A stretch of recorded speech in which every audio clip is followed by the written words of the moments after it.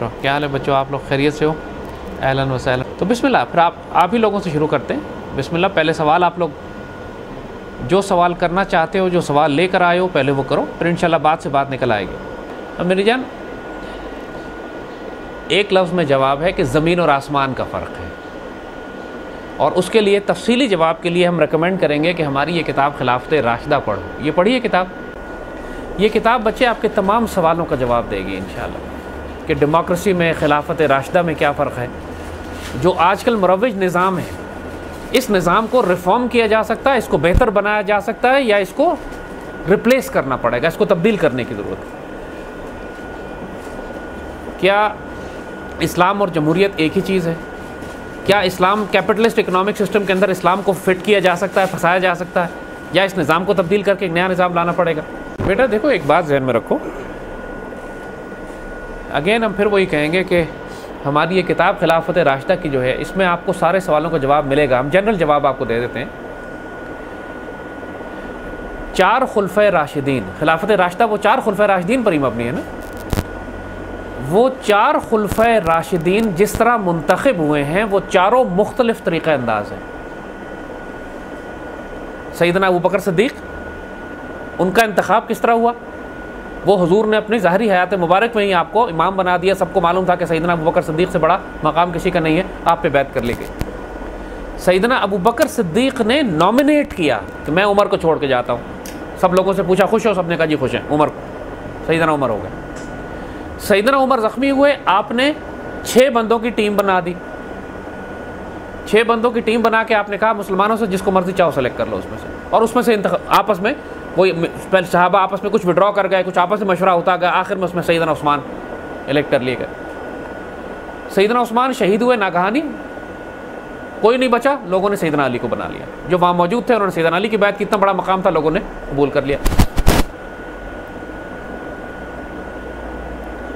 ایک بات آپ نوٹ کریں گے کہ خلافت راشدہ کے پیریڈ میں یہ خاص ایلیمنٹ ہے اسلامی پولیٹیکل سسٹم کا، کہ خلافت راشدہ میں اور 1400 سال کی اسلامی تاریخ میں کسی اسلامی ریاست کا کوئی کانسٹیٹیوشن نہیں ہوتا تھا، آئین نہیں ہوتا تھا. مسلمان کانسٹیٹیوشنلسٹ نہیں ہے.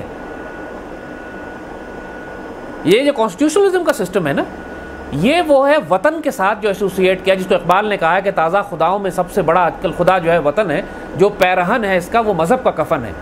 انہوں نے کیا کیا کہ جغرافیہ بنایا، پہلے ملکوں کو تقسیم کیا، انسانیت کو تقسیم کیا جغرافیے پہ. ہر ایک کو الگ قومی ترانہ دیا، ہر ایک کو الگ جھنڈا دیا، قومیت لسانیت کے اوپر یہ ملک تقسیم کیے، اور اس کو ہر ایک کو اپنا کانسٹیٹیوشن دے دیا. اور کانسٹیٹیوشن ان کا خدا ہوتا ہے. ان کا قرآن نعوذ باللہ، وہ ان کی بائبل کانسٹیٹیوشن ہے. جو آئین نے کہہ دیا وہ کرنا ہے. آئین ایک انسان کا لکھا ہوا ہے.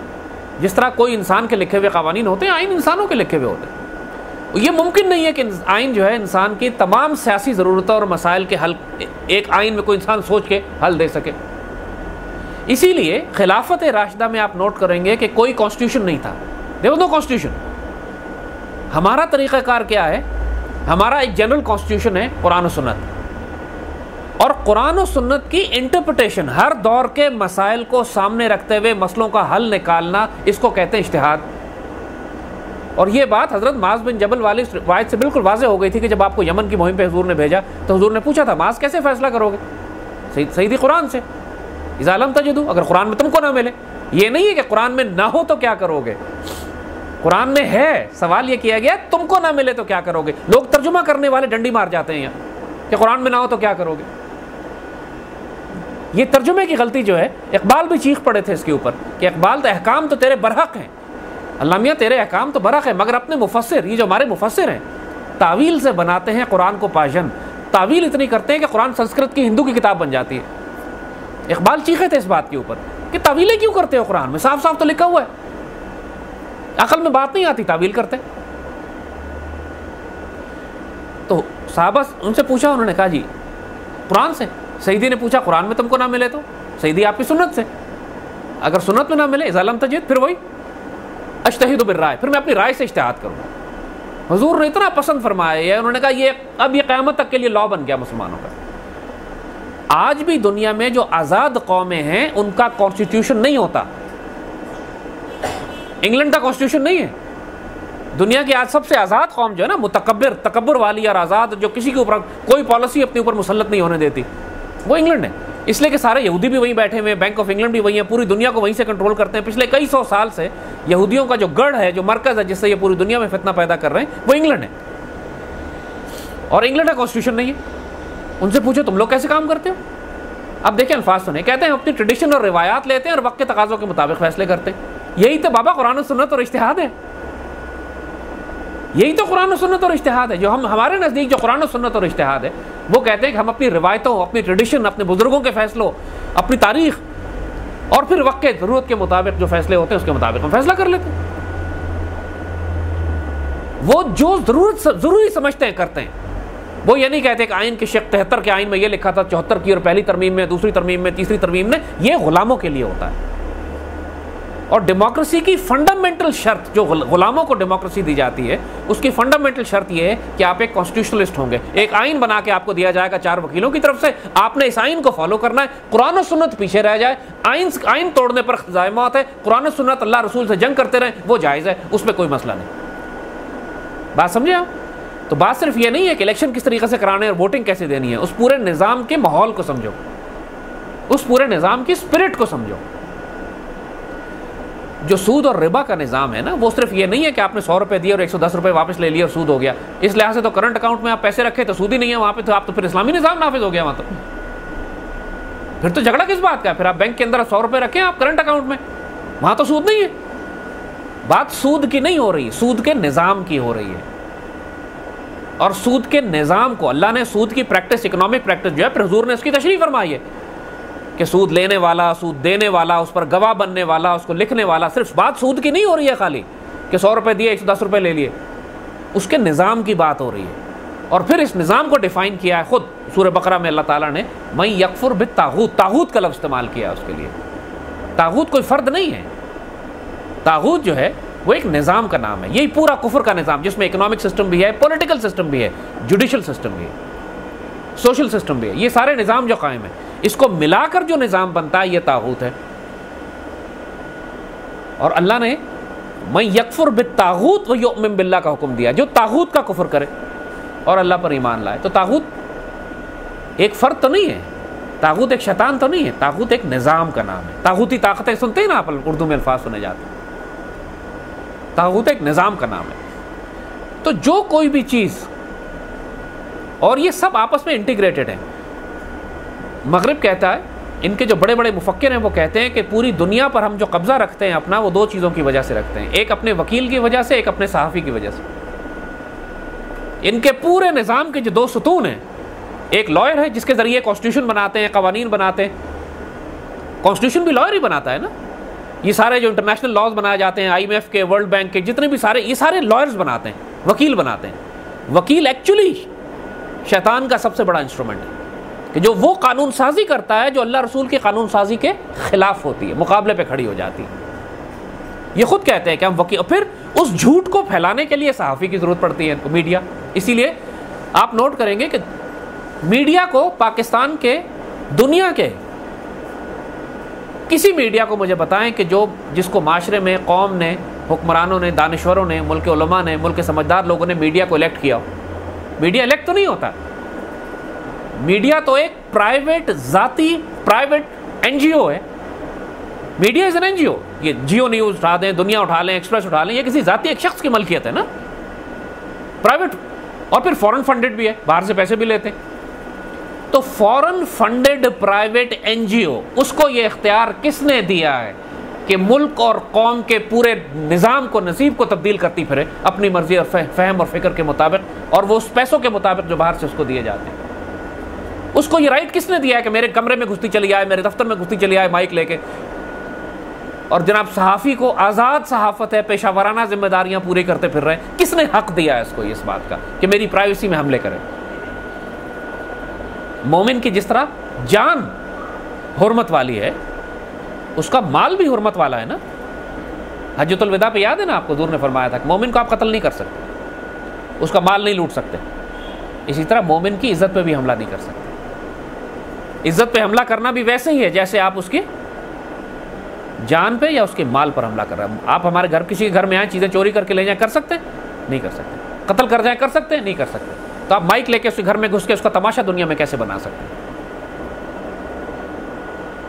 یہ بھی اتنا ہی حرام ہے. یہ سارا میڈیا ہمارا حرام ہے. یہ جو طریقہ کار پہ چلا رہے ہیں یہ حرام ہے. حکم ہے برائیوں کو دباؤ, اچھائیوں کو پھیلاؤ. یہ برائیاں اچھالتے ہیں کیونکہ ہیڈ لائن بریکنگ نیوز بنتی برائی سے. تو میری جان یہ سب کچھ مل کر طاغوت کا نظام بنتا ہے. طاغوت ایک فرد نہیں ہے. جمہوریت اس نظام کا حصہ ہے. کوئی وجہ تو ہے نا, کوئی سوچو تو صحیح نا کہ کیوں ڈیموکریسی کا نام لے کے پورا کفر آج چیخ چیخ کے ڈیموکریسی کا نام لے کر مسلمانوں پر مسلط کر رہا ہے. ذرا سوچو تو صحیح نا کہ اس نظام میں ہے کیا. کیونکہ ڈیموکریسی کے ساتھ وہ لے کر آتے ہیں فری میڈیا, فری میڈیا کے ساتھ لے کر آتے ہیں اپنی مرضی کے سارا فساد و فتنہ کے جو معاشرے میں پھیلایا جائے. ڈیموکریسی کے ساتھ لے کر آتے ہیں وہ کیپٹلسٹ اکنامک سسٹم, سودی نظام اور ربا کا نظام اور بینکاری کا نظام. جمہوریت صرف الیکشن اور ووٹ ڈالنے کا نام نہیں ہے, وہ ایک بہت بڑے نظام کا ایک بہت اہم ستون ہے. تو جب آپ اس پورے نظام کو ریجیکٹ کرتے ہو, جب ہم ڈیموکریسی کو ریجیکٹ کرتے ہیں تو ہم ساتھ ساتھ اس مادر پیدر آزاد صحافت کو بھی ریجیکٹ کرتے ہیں. پھر ہم سود اور ربا کے نظام کو بھی ریجیکٹ کرتے ہیں. پھر ہم اس اینگلو سیکسن 1860 کے بنائے ہوئے انگریز کے جوڈیشل سسٹم کو بھی ریجیکٹ کرتے ہیں. ہاں, کیونکہ طاغوت کو پورا ریجیکٹ کرنا ہے نا. یہ تو نہیں وہ کہتے ہیں آئین کی اپنے آرٹیکل 6 کی, آئین کی آپ نے ایک شق کی جناب خلاف ورزی کی تو آرٹیکل 6 کی تحت سزائے موت لگے گی. ارے بابا, آئین کی تم ایک شق کی خلاف ورزی کرنے پہ تو سزائے موت دے سکتے ہو. پورے قرآن کی جو بےحرمتی کر رہا ہے اس کے ساتھ کیا کرو گے تم؟ یہ تو آپ نہیں کر سکتے. قرآن کی ایک آیت کو میں مانوں گا دوسری کو نہیں مانوں گا. قرآن نے تو بڑا اس پہ اعتراض کیا کہ تم قرآن کے کچھ حصے پہ ایمان لاتے ہو, تو منون ببعض الکتاب و تکفرون ببعض, کچھ حصے پہ ایمان لاتے ہو کچھ سے انکار کرتے ہو.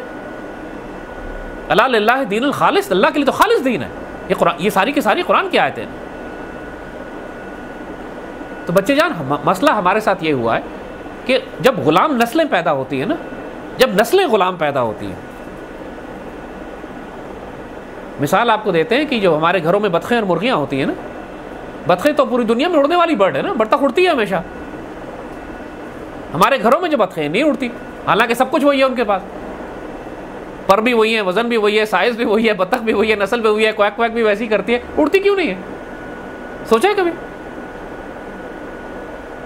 یہ اتنی نسلوں سے پنجرے میں رہتی آئی ہیں, ان کو 100-200 سال سے پنجرے میں رکھا گیا ہے کہ ان کے جو بچے پیدا ہوئے ہیں وہ یہ ان کے ذہن و فکر سے یہ بات نکل گئی کہ ہم پرندے مڑ بھی سکتے ہیں, ورنہ کمی کوئی نہیں چھوڑی اللہ نے ان کے اندر. وہ اتنے عرصے غلام رہے ہیں کہ اب وہ اڑنا بھول گئے. ان کے ذہنوں میں فکروں میں یہ بات ہی نہیں ہے کہ مڑ بھی سکتے ہیں. حالانکہ بطخ پوری بطخ ہے, اڑ سکتی ہے, اڑنا چاہے تو محنت کرے تھوڑی سی تو اڑ جائے گی. یہی بات قائد اعظم نے کہی تھی اپنی قوم کے بارے میں کہ ہماری قوم اتنا عرصہ غلام رہی ہے, اس کو آزادی مل گئی ہے لیکن اس کو شعور نہیں ہے کہ ہم آزاد ہو گئے. یہ ابھی تک ذہنی طور پر غلام ہے. اور جس دن اس قوم کو احساس ہو جائے گا کہ ہم آزاد لوگ ہیں, اس دن ان کو آسمان کی بلندیوں پر جانے سے کوئی طاقت روک نہیں سکے گی.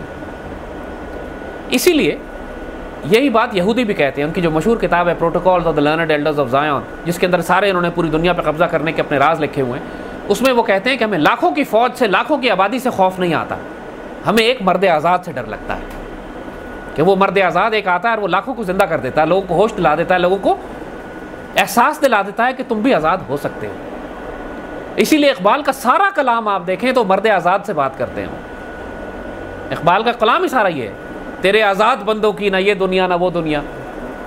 وہ بات ہی کرتے ہیں مردان خدا گاہ و خدا مست, وہ بات ہی مرد آزاد سے کر رہے ہوتے ہیں, غلاموں سے بات ہی نہیں کر رہے ہوتے. اقبال نے بلکہ اعتراض کیا ہے کہ ان مولویوں کو شک ہے قرآن کے اوپر, اعتراض کرتے ہیں قرآن کے اوپر. یہ لوگ یہ کہتے ہیں کہ یہ انسانوں کو غلام بننے کا طریقہ نہیں سکھاتی, یہ فضول کتاب ہے, ناقص کتاب ہے, قرآن میں بڑی کمزوری رہ گئی ہے, ہمیں یہ سکھاتی ہی نہیں کہ غلام کیسے رہیں.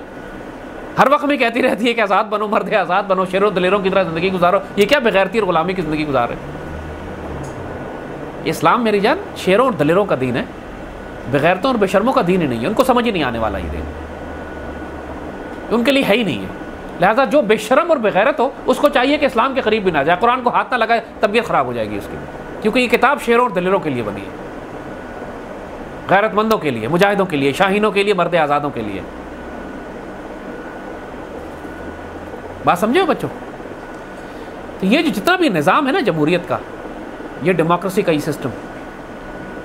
مسلمانوں کے ہاں پہلی بات یاد کر لینا کہ خلیفہ اپوائنٹ کرنے کا کوئی طریقہ کار متعین نہیں ہے. ہم وقت کے تقاضوں کے مطابق اجتہاد کر کے اپنا امیر سلیکٹ کرتے ہیں. چاروں خلیفہ راشدی ثابت ہو گیا نا یہ بات, ہمارا معاملہ اجتہاد اور چاروں طریقے قرآن و سنت کے دائرے کے اندر ہے. آپ کو جو چیز دیکھنی ہے کہ جو عمل ہم کر رہے ہیں قرآن و سنت کے خلاف ہے یا نہیں ہے. نہیں ہے کر جاؤ, کوئی پرابلم نہیں ہے.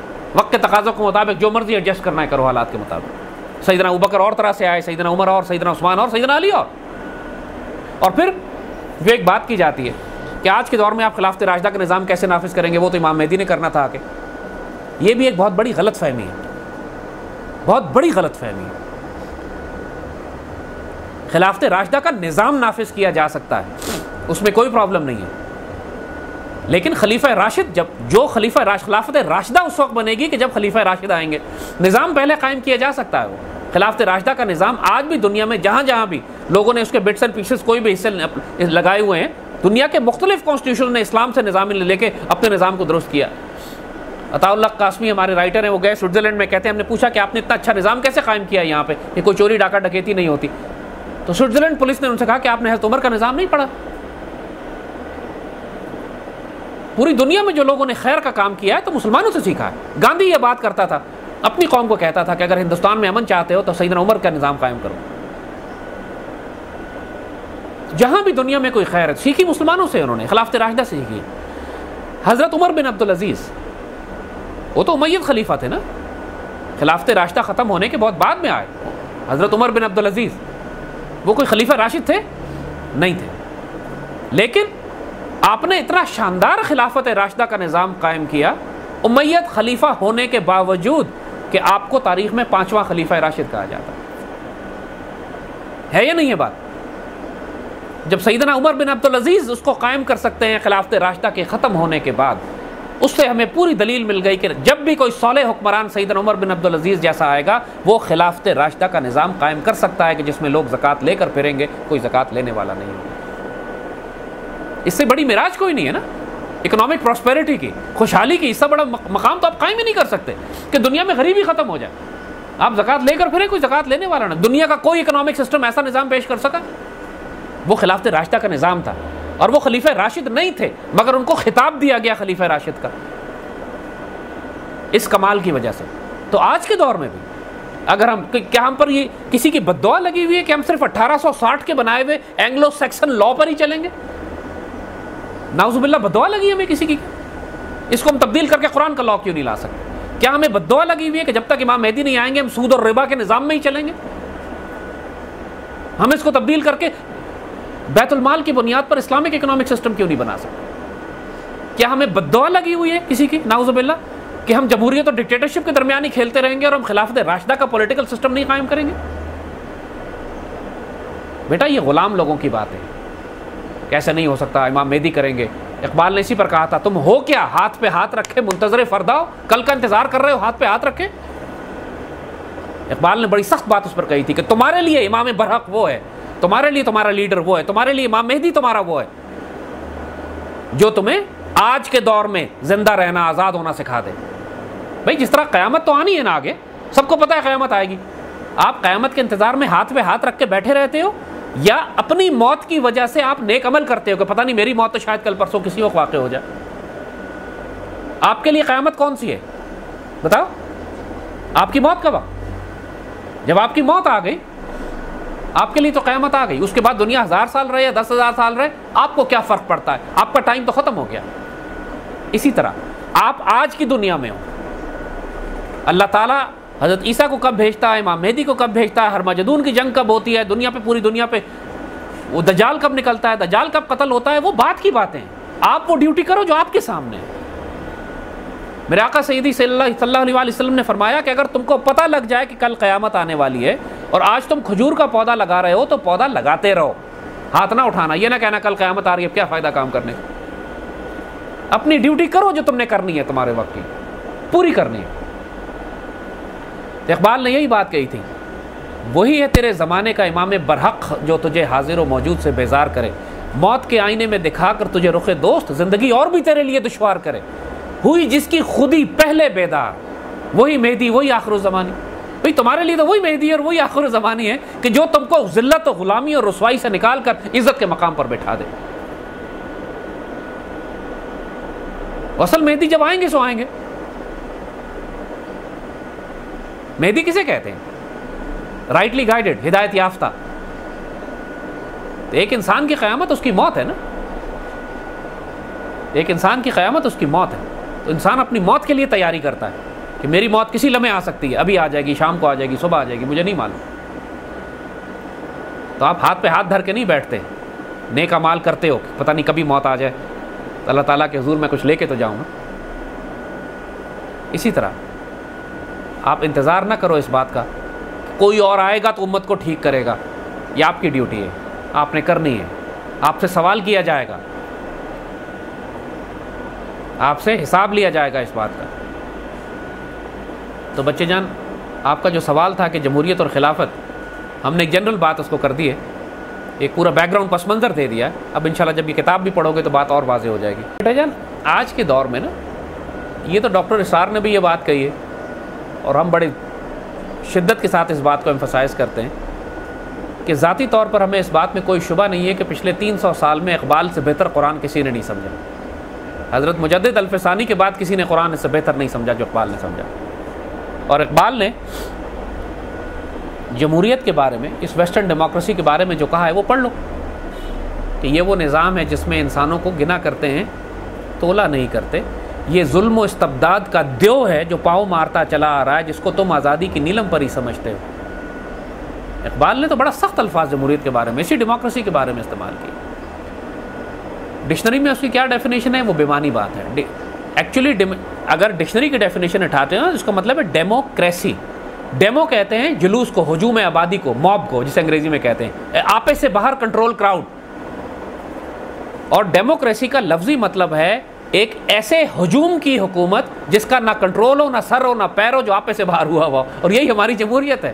ڈیموکریسی کا مطلب یہی ہے، ایک آپے سے باہر ہجوم کی حکومت. ہماری پارلیمنٹ دیکھی، ہماری سیاست دیکھی، یہ کوئی مہذب، شریف، ڈسپلنڈ، آرگنائز لوگ ہیں یا آپے سے باہر ہجوم آبادی؟ اور یہی ڈیموکریسی کا مطلب ہے.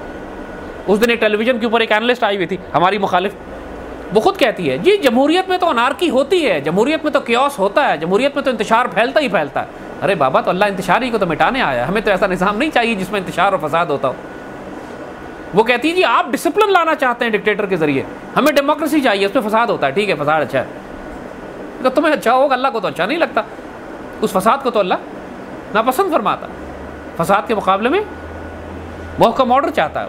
بیٹا مجھے بتاؤ، اس وقت پولیٹیکل سارے اکنامک سائنٹسٹ بھی جو تھے پوری دنیا میں، کبھی کیپٹلزم کی بات کرتے تھے، کبھی کمیونزم کی بات کرتے تھے، آج یہ سارے بت منہ کے بل گرے ہیں یا نہیں گرے؟ مجھے بتاؤ.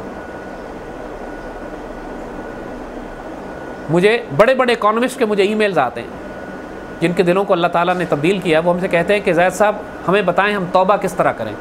ہم ساری زندگی بچوں کو کفر اکنامکس پڑھاتے رہے جو جھوٹ نکلی، اب ہمیں پتہ ہے کہ سب فراڈ تھی، پورا اکنامک سسٹم دنیا کا ہی کولیپس کر رہا ہے. ہم ساری زندگی جھوٹ پڑھاتے رہے. ایک زمانہ تھا پوری دنیا کا خدا کا کمیونزم، اشتراکیت آ گیا بھائی، اشتراکیت کا خدا چلے گا، لینن کا اور مارکس کا اور ان کا نظام چلے گا. کیا ہوا 50-60 سال کے اندر؟ منہ کے بل گرا کہ نہیں گرا؟ ختم ہو گیا. ایک زمانہ تھا کیپٹلزم کی بات تھی، اقبال نے اس وقت کہی تھی بات، گیا دور سرمایہ داری گیا، دکھا کے تماشا مداری گیا. یہ طنز کیا تھا اقبال نے کیپٹلزم کے اوپر، سرمایہ دارانی نظام کے اوپر. گیا دور سرمایہ داری گیا، دکھا کے تماشا مداری گیا. یہ تماشا ہے، ڈگڈگی ہے. یہ تمہارے پولیٹیکل سائنٹسٹ، یہ تمہارے سوشل سائنٹسٹ، اکنامک سائنٹسٹ اسی نظام کی تنخواہ پر ہوتے ہیں. یہ تمہیں جھوٹ پڑھاتے ہیں اپنی یونیورسٹیز میں کہ ڈیموکریسی اچھا طریقہ ہے، اور یہ اکنامک ماڈل، اور آسٹرین ماڈل، اور کینزینز ماڈل، اور یہ ماڈل، اور وہ ماڈل، اور کیپٹلسٹ ماڈل، اور کمیونسٹ ماڈل، اور سوشلسٹ ماڈل، اور سب خرافات اور جھوٹ کسی بیوقوف الو کے پٹھے انسان کی بنائی ہوئی جو تمہیں خدا بنا کے پیش کرتے ہیں اللہ کے لفظ کے طور پہ، جیسے خدا کا لفظ ہے یہ، اور سب کا سب کھڑا ہوتا ہے قرآن و سنت کے مقابلے پہ. اور پچھلے 100 سال سے یہ جھوٹ چل رہے ہیں. 100 سال سے زائد عرصہ ہو گیا دنیا کیپٹلزم، کمیونزم کی بکواس اور خرافات میں ہی گھوم رہی ہے. اور آپ اللہ کے فضل سے 20ویں صدی پوری 20ویں صدی انہوں نے تماشا دکھا لیا ہمیں. 20ویں صدی کے آخر میں کمیونزم بھی کولیپس ہو گیا اور اب کیپٹلزم بھی کولیپس ہو چکا. یورپ کا حال دیکھا ہے کیا ہو رہا ہے؟ امریکن ڈالر کا حال دیکھا ہے؟ فیڈرل ریزرو کا حال دیکھا ہے؟ فالو کر رہے ہیں دنیا میں کیا ہو رہا ہے. یہ ساری تھیوری پڑھانے والے جو ہیں یہ منہ کے بل گر چکے ہیں، گر نہیں رہے. اقبال نے اس وقت کہا تھا یہ تہذیب اپنے خنجر سے آپ خودکشی کرے گی، جو شاخ نازک پہ آشیاں بنے گا نا پائیدار ہوگا. یہ ہو چکا ہے تمہارے سامنے. ان کی فیملی لائف تباہ ہو چکی ہے. ابھی کل سروے آیا ہے کہ اگلے 2 سال کے بعد انگلینڈ میں پیدا ہونے والا ہر بچہ ناجائز ہوگا, حرام ہوگا. شادیاں ختم ہو چکی ہیں, لوگ شادی نہیں کرتے وہاں. انگلینڈ میں پیدا ہونے والا ہر بچہ, یہی حال اسکینڈینیویا میں, ڈنمارک میں, ناروے میں, باقاعدہ وہاں پہ حکومت کو پیسے دینے پڑے لوگوں کو, خدا کے واسطے شادی کر لو. لوگ شادی نہیں کرتے, ضرورت نہیں شادی کی. فیملی لائف اس طرح تباہ ہو گئی ہے ان کی. اور مسلمان جو وہاں جا کے آباد ہو رہے ہیں, ظاہر ہے مسلمان تو نکاح بھی کرتے ہیں, بچے بھی خوب پیدا کرتے ہیں, تو ان کو شک یہ ہو گیا کہ یہ آج 2013 ہے, ان کو شک ہے کہ 2025 تک فرانس یورپ کا پہلا ملک بن جائے گا کہ جو مسلم میجورٹی یورپین کنٹری ہوگا. یعنی اپنے جو مقامی آبادی ہے وہ ختم ہو گئی ہے, مسلمان آبادی میں بڑھ جائیں گے وہاں. وہ تہذیب ختم ہو چکی ہے بچے, اس تہذیب میں اب کچھ بھی نہیں بچا. وہ خود بھی اگل کے تھوک چکے ہیں اب اس کو. اب اس تہذیب کی طرف دیکھنے کی بھی ضرورت نہیں ہے, اس کی مثال بھی مت دو, وقت مت ضائع کرو. یہ ویسی بات ہے کہ انسان بحث اس پہ شروع کر دے کہ پاکستان ٹھیک بنا تھا کہ غلط بنا تھا. پاکستان بنا, بہت شاندار تحریک سے بنا. اب اس بحث کا ٹائم نہیں ہے ہمارے پاس. اب وقت ہے کہ ہم اس کو عروج پہ لے کے جائیں. وہ بحثیں ختم ہو گئی ہیں. یہ جہالت کی بحثیں تھیں جو 1920, 30, 40, 50, 60, 70 کی دہائی تک ٹھیک تھی. اس کے بعد سے اللہ تعالیٰ نے ان کا زوال دکھا چکے ہیں. اب ان باتوں پہ بالکل مت آنا, اپنا وقت نہ ضائع کرنا. زندگی بہت تھوڑی ہے کہ انسان اس کو کفر کے اندر نظام کو سمجھنے میں لگا دے. اتنا وقت تم قرآن و سنت اور شریعت اور دین اور خلافت راشدہ کے نظام کو سمجھنے میں لگاؤ تاکہ تمہاری زندگی کسی کام آ سکے. اب تک ضائع گئی ہے, اب تک پوری ملک و ملت کی زندگی, قوموں کی زندگیاں ضائع گئی ہیں. پاکستان نے 65 سال ضائع کیے نا اپنے, سوائے سود اور ربا کے نظام کے اور کفر کا نظام چلانے کے. تمام مسلمان ملکوں نے ضائع کیا اپنا وقت نا سارا کا سارا. کہیں شریعت نافذ نہیں, کہیں خلافت نافذ نہیں, اسی بحث سے پڑے رہے. 50s اور 60s کا دور تھا, سارے عرب سوشلسٹ ہو گئے, ہم سب کمیونزم اور سوشلزم کی طرف جائیں گے. سارے جو کچھ مسلمان ملک سعودی عرب ٹائپ کیپٹلسٹ ہو گئے کہ ہم کیپٹلسٹ ہوں گے. اسی بحث کے اندر 50-60 سال گزار دیے امت نے. بچہ بس کر دو, اب وقت آ گیا قرآن و سنت کی طرف واپس آ جاؤ. دائیں بائیں کی بحث نہ کرو, اس میں غیرت محسوس کرو. تمہاری یہی تمہاری غیرت ہے, مرد آزاد بنو. اب بالکل وقت نہ ضائع کرو اس بات کے اوپر کہ جی آزادی نسواں کے یہ فائدے ہیں, تو سوشلزم میں یہ تھا, کیپٹلزم میں یہ تھا, جمہوریت کی یہ شکل ہم اختیار کر لیتے ہیں, پرائیویٹ بینکنگ ہونی چاہیے, اسلامک بینکنگ بنا لیتے ہیں. یہ بحثیں اب ختم کر دو. یہ ساری معاملات جو ہیں یہ کفر نے اس لیے دھند پھیلائی تھی کہ تم کبھی خلافت راشدہ کے نظام تک پہنچ ہی نہ سکو. بسم اللہ بیٹا. بچی جان یہ تو بہت سیدھی سی بات ہے. علامہ اقبال نے اپنے کلام میں جنگ یرموک کا ایک واقعہ ذکر کیا. جنگ یرموک کا ایک واقعہ ذکر کیا ہے کہ جنگ یرموک میں صفیں بندی ہوتی ہیں, تو ایک صحابی حضرت ابو عبیدہ ابن جراح سے فرماتے ہیں کہ اب حضور کے بغیر رہنے کا میری زندگی, اب حضور کے بغیر میں نہیں رہ سکتا, تو میں جا رہا ہوں سیدی رسول اللہ سے ملنے, کوئی پیغام ہو تو مجھے دیں, کوئی پیغام ہو تو مجھے دیں. تو ابو عبیدہ ابن جراح بھی رو پڑے اس کے اوپر. تو جنگ یرموک کا یہ واقعہ علامہ اقبال نے اپنے کلام میں لکھا ہے. تو شہادت کے بعد میں رسول اللہ کے پاس جا رہا ہوں, یہ ایسے موت کے آئینے میں دکھا کر تجھے رخ دوست, کہ تمہیں اتنی تڑپ اور طلب ہو کہ تمہیں پتا ہو کہ موت کے بعد میں سیدی کے قدموں میں جا رہا ہوں. پھر زندگی تو مصیبت ہو جائے گی نا. پھر وہ کہتا ہے وہ نوجوان مجاہد کہ مجھے زندگی بیتاب ہو رہی ہے, میں بیتاب ہوں جانے کے لیے, مجھ سے زندگی میں اب رہنا نہیں چاہتا میں کہ میں سیدی رسول اللہ کے پاس جا رہا ہوں. علامہ اقبال کی نظم پڑھیے گا, کلام اقبال میں لکھی ہے جنگ یرموک کا ایک واقعہ. وہ اس شعر کی تشریح بھی ہے پوری کہ موت کے آئینے میں دکھا کر تجھے رخ دوست, زندگی اور بھی تیرے لیے دشوار کرے. بیٹا وہ اچانک اپنی پالیسی نہیں چینج کرتے. کفر کے نظام کی ایک بات یاد رکھنا کہ جب بھی وہ کوئی عمل کرتے ہیں اس کے پیچھے کوئی فتنہ, کوئی شرارت چھپی ہوتی ہے, اپنا کوئی مفاد ہوتا ہے. مسلمان جو ہے نا, معذرت کے ساتھ کہنا پڑتا ہے, انتہائی مخلص اور انتہائی بیوقوف قوم ہے. ہم بڑے سنسیئر جذباتی لوگ ہیں لیکن انتہائی بیوقوف. ہم بیوقوف بنانا کفر کے لیے بہت آسان ہے. اس وقت پوری مسلمان دنیا بیوقوف ہی بنی ہوئی ہے نا. وہ ہمارے اخلاص کو, ہماری سنسیریٹی کو, ہماری محبت کو, ہمارے پیار کو ایسے ایکسپلائٹ کرتے ہیں. ہم فطرتاً مسلمان ملت قوم ایسی ہے کہ فطرتاً یہ ایمان لانے والے لوگ ہیں. ہماری فطرت میں ڈالا گیا ہے نا ایمان لانا ہے اللہ کے اوپر. کوئی مسلمان کوئی بات کرتا ہے ہم ایمان لے آتے ہیں, کوئی ہم سے بات کرتا ہے تو ہم یہ پہلا شک نہیں کرتے کہ جھوٹ بول رہا ہے, ہم پہلے کہتے ہیں سچ بول رہا ہے, پھر دھوکہ کھاتے. کفر ایسا نہیں ہے. مسلمان کے معاملے میں وہ جھوٹ پہلے بولتے ہیں, چکر پہلے دیتے ہیں. قرآن کہتا ہے کہ یہ ایسی ایسی چالیں چلتے ہیں کہ پہاڑ اپنی جگہ سے ہل کے ادھر سے ادھر ہو جائے. جگہ جگہ آگ لگاتے پھرتے ہیں اور اللہ فساد کی آگ کو بجھاتا پھرتا ہے. جب یہ اپنے پالتو کتے پالتے ہیں بہت سارے امت کے اوپر چھوڑنے کے لیے، کہیں قادیانی فتنہ پیدا کریں گے، کہیں کانگریسی مولویوں کا فتنہ پیدا کریں گے، کہیں پر یہ دیوبندی بریلوی کو آپس میں لڑوائیں گے، کہیں پر شیعہ سنی کو آپس میں لڑوائیں گے. انگریز کا یہ بہت پرانا، کہیں قومیتوں اور لسانیتوں کو، فرقہ واریت کو آپس میں لڑوائیں گے، کبھی پنجابی کو پٹھان سے لڑوائیں گے، کبھی پنجابی کو بلوچ سے لڑوائیں گے. انگریزوں کا ڈیوائڈ اینڈ رول کو مطلب سمجھتے ہو کیا تھا؟ مشہور مقولہ ہے نا انگریزوں کا ڈیوائڈ اینڈ رول. مسلمانوں پر ہندو فوج لگاتے تھے، ہندوؤں پر مسلمان فوج لگاتے تھے، تاکہ دونوں سب قوموں میں ایک دوسرے کے خلاف نفرت قائم رہے. بڑا چکری چال باز ہے. یعنی صحیح معنوں میں دنیا میں اگر شیطان کی کوئی انسانی شکل ہو سکتی ہے تو وہ انگریز قوم ہے. پچھلے 400 سال سے دنیا میں یہ فساد مچا رہے ہیں، جب سے انہوں نے ایسٹ انڈیا کمپنی بنائی تھی. 1601 میں ایسٹ انڈیا کمپنی بنائی تھی. ہمارے انڈیا پہ ایسٹ انڈیا کمپنی نے قبضہ کیا تھا نا، آ کے تاجر کی شکل میں آئے تھے تجارت کرنے کے لیے، پورا ملک ہی کھا گئے. 400-450 سال ہو گئے ہیں اس کو دنیا میں قتل غارت، تباہی، بربادی، فساد پھیلاتے. دنیا میں کہیں فتنہ کوئی ہے اس کے پیچھے انگریز کا ہاتھ ملے گا آپ کو، اور انگریز کے پیچھے آپ کو راس چائلڈ یہودی کا ہاتھ ملے گا جو بینک آف انگلینڈ چلاتا ہے. تو یہ جو الطاف حسین کے ساتھ کر رہے ہیں نا، انہوں نے پورا فتنہ فساد مچا دیا اچھی طریقے سے. اب جب ان کا ایک کتا پاگل ہو جائے، ظاہر ہو جائے، اس کا راز کھل جائے، اس کا پردہ کھل جائے، تو ان کے لیے تو ڈسپوزیبل ایسٹس ہوتے ہیں. اس کتے کو مار کے پھینکتے ہیں، 100 اور پیدا کر لیں گے، لائن میں اور لگے ہوئے ہیں، انہیں کوئی مسئلہ نہیں ہے. جو ایم کیو ایم جو نیچے کھڑی ہوئی ہے اس کے اندر، اس کے 100 ایسٹس انہوں نے اپنے بنا کے رکھے ہوئے. فاروق ستار ان کی جگہ لے لے گا، دوسرا لے لے گا. پھر اب یہ جنگ کے جس فیز میں پاکستان میں داخل ہو چکے ہیں، ان کو پاکستان میں نظام نہیں چاہیے، بدنظمی چاہیے. اس کو جو ہم بار بار 4th جنریشن اور 5th جنریشن وار کا ہم ذکر کرتے ہیں. عراق میں جنگ ظاہراً دیکھو تو ختم ہو چکی ہے، لیکن روز 100 بندہ مرتا ہے. کبھی ادھر دھماکہ ہو گیا، کبھی ادھر دھماکہ ہو گیا، کبھی ادھر دھماکہ ہو گیا. ہم نے ویڈیو بھی اپنی فیس بک پہ ڈالی تھی جس میں وہ انگریز کہتا ہے کہ ہم جان بوجھ کر پوری انسانیت کو خوف میں مبتلا رکھتے ہیں، کیونکہ خوف میں جب مبتلا رکھتے ہیں تو وہ سوال نہیں کرتی، وہ آپس کے چکروں میں پھنسی رہتی ہے. یہ حکمت عملی ہے ان کی. بغیر کسی وجہ کے بم دھماکہ کر دیں گے. آپ ریزن سوچتے رہ جائیں گے، کیوں کیا، یہاں کیوں کیا، وہ کیوں کیا، وہ کیوں کیا. وجہ کچھ نہیں ہے، وجہ سمپل ہے، مسلمان قوم کو خوف میں مبتلا رکھنا ہے بس.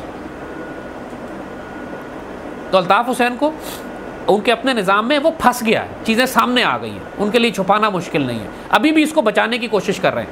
اگر کوئی مسلمان کوئی اور ہوتا، کوئی ان کے نظام کے جو خلاف کوئی کام کر رہا ہوتا تو آپ سے 100 سال پہلے اس کو ٹانگ چکے ہوتے. آخر وقت تک وہ اس کو بچانے کی کوشش کر رہے ہیں، لیکن اس کے بدلے اب انہوں نے اور بہت سارے بنا لیے. اس کے بعد جو کراچی میں فساد ہوگا وہ بھی ان کے فائدے مفاد میں جاتا ہے. وہ ایک کام کرتے ہیں، ایک تیر سے 2 شکار کی بات آپ نے سنی ہے. وہ کمبخت ایک تیر چلاتے ہیں، 100 شکار کرتے ہیں اس سے. کبھی انگریز پر اعتبار نہیں کرنا. امریکن بیوقوف لوگ ہیں. انگریز صحیح معنوں میں دنیا میں ابلیس کی انسانی شکل میں اگر کوئی نمائندگی ہے تو وہ انگریز قوم ہے، برٹشزم. بہت بڑا فتنہ ہے کائنات میں. ایک وہ ہیں اور ایک ہندو ہے. ان دونوں پہ زندگی میں کبھی اعتبار نہیں کرنا، مار کھاؤ گے ہمیشہ. کبھی انگریز پہ اعتبار نہ کرنا، کبھی ہندو پہ اعتبار نہ کرنا. امریکن بیوقوف قوم ہے، ان سے بات کی جا سکتی ہے، ڈپٹ دی جا سکتی ہے، ان کو ٹھکائی لگائی جا سکتی ہے، پٹتے بھی وہی ہیں، سب کچھ ٹھیک ہے. مگر انگریز اور ہندو، ان پر اعتبار کبھی نہیں کرنا.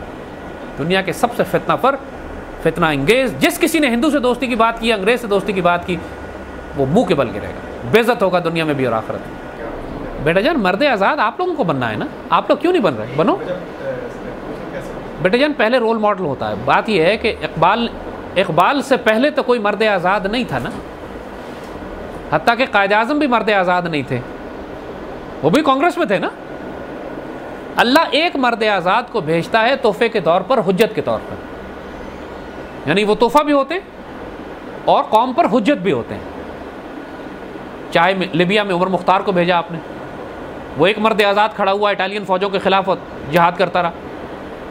ترکی میں سعید نورسی کو بھیجا، وہ علامہ اقبال کی طرح کے ایک فقیر دانشور بزرگ جو اٹھ کھڑے ہوئے مصطفیٰ کمال کی سیکولر تحریکوں کے خلاف انہوں نے سٹینڈ لے لیا. ہر جگہ اللہ کوئی نہ کوئی فقیر، کوئی درویش، کوئی اپنا اللہ کا بندہ، جرنیل، کوئی سپاہی، کوئی مجاہد بھیجتا ہی بھیجتا ہے. اور وہ حجت بھی ہوتا ہے اور وہ لوگوں کے لیے رول ماڈل بھی ہوتا ہے. بغیر رول ماڈل کے، بغیر حجت کے قوم کھڑی نہیں ہوتی. اسی لیے انبیاء بھیجے جاتے ہیں.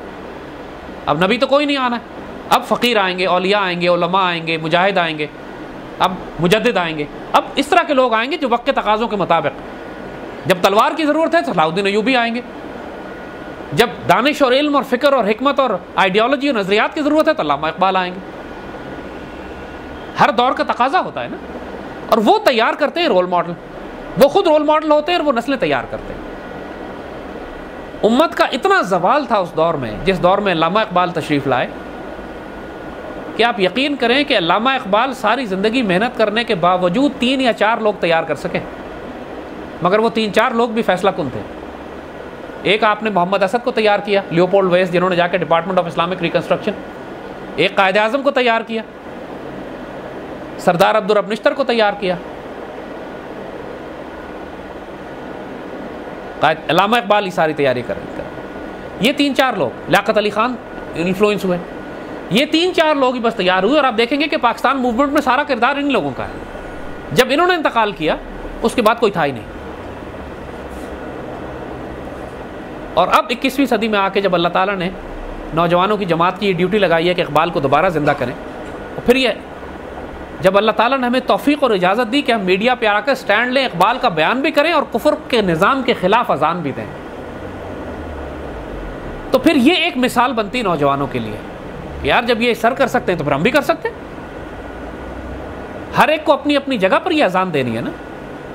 ہم نے جو کردار دکھایا ہے اپنے دشمنوں کے خلاف، ہم نے جو کردار دکھایا ہے حسد، لالچ، کینہ، دشمنی، بغاوتوں، مخالفتوں کے خلاف، جب آپ اذان دو گے یہ سب کچھ ہوگا۔ ایک بچے نے ہمیں کہا کہ صاحب میں نے اتنے عرصہ کام کیا لیکن کسی نے میری تعریف ہی نہیں کی، اس لیے میں نے کام چھوڑ دیا۔ میں نے کہا بچے بہت اچھا کیا کہ چھوڑ دیا، کیونکہ تعریف نہیں تمہیں گالیاں پڑنی چاہیے تھی اگر تم اچھا کام کر رہے تھے تو۔ کفر کے نظام میں اچھا کام کرو گے گالیاں پڑیں گی، اگر تم تعریف کے لیے کام کرنا چاہتے ہو تو کام بند کر دو، تعریف نہیں ملے گی، گالیاں ملیں گی، تم پر الزامات لگیں گے، تم پر مقدمے بنائے جائیں گے، تمہیں کافر کہا جائے گا، قادیانی کہا جائے گا، ختم نبوت کا منکر کہا جائے گا، تم کو CIA، ISI، ایران ہر ایک کا ایجنٹ کہا جائے گا، تمہیں گالیاں پڑیں گی، تمہارے گھر ٹوٹیں گے، تمہارے بچوں کی جانیں خطرے میں ہوں گی، تم پر الزام لگیں گے، تمہیں عدالتوں میں گھسیٹا جائے گا۔ ان سب چیزوں کے لیے تیار ہو تو پھر اذان دو، ورنہ خاموش رہو۔ یہ قیمت ہے جو دینی پڑے گی، یہ مشکل کام ہو جاتا ہے نا، تو لوگ رسک لیتے نہیں۔ ہمارے فیس بک پیج پہ آپ دیکھیں گے 1.5 لاکھ لوگ ہیں، تقریباً 1.25 لاکھ، 1,30,35 ہزار کے قریب، لیکن ہماری پوسٹ شیئر کرتے ہیں مشکل سے 300-400 لوگ خالی۔ کیوں؟